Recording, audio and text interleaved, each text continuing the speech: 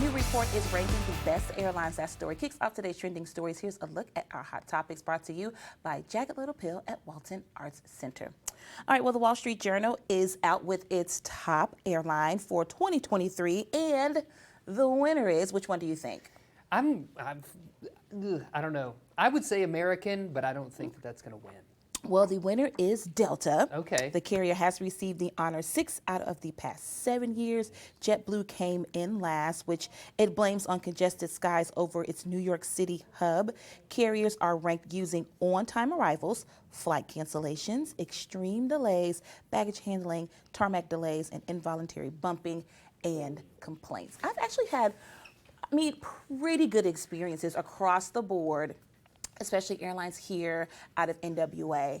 I can't say I have a favorite, but I will say that I've had a pretty pleasant experience, minimal kind of like, what is really happening with my flight today, experiences out of XNA. Yeah, my only bone to pick with Delta is that their flights, their smaller planes are still instituting Wi-Fi.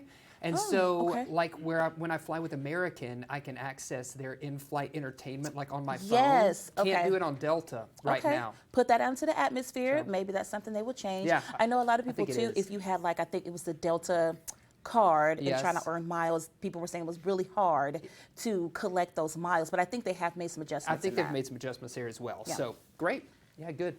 Well, longtime fans of The Daily Show will soon see a familiar face back in the hosting chair. Comedian Jon Stewart, who hosted the show from 1999 to 2015, is making a return to late night.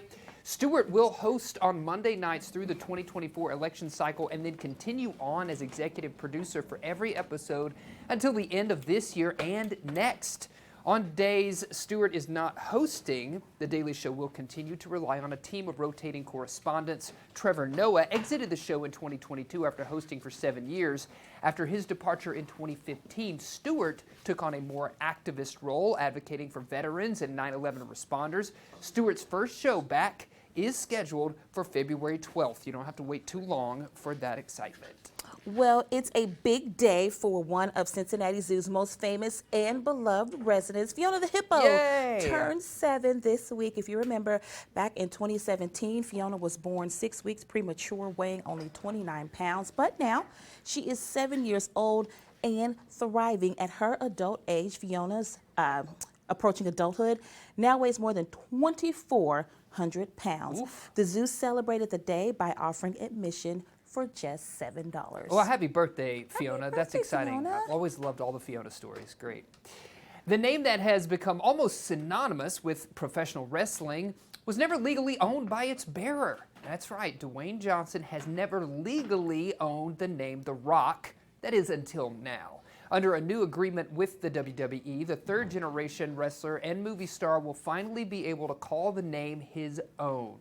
The famous name is derived from Johnson's father, Rocky Johnson. So I love this, but I was also a little bit surprised by this news this week because I just assumed that he owned that name. As did I. So is it also safe to say that none of the wrestlers own their actual performing names and they have to kind of go through a process in order for that name to be theirs, if you will, especially if they're the ones that come up with it. If the WWE gives it to them, then I can kind of see that. But if I've come up with it myself, so I can use that. It just seems very interesting. So now I'm wondering about the other wrestlers. I am too. You know, he named himself after Rocky Johnson, as I just said, right? So it seems like he had a little bit of a personal connection to that. Anyway, we do have some wrestlers coming on the show tomorrow. Maybe we can ask them. Okay, got it.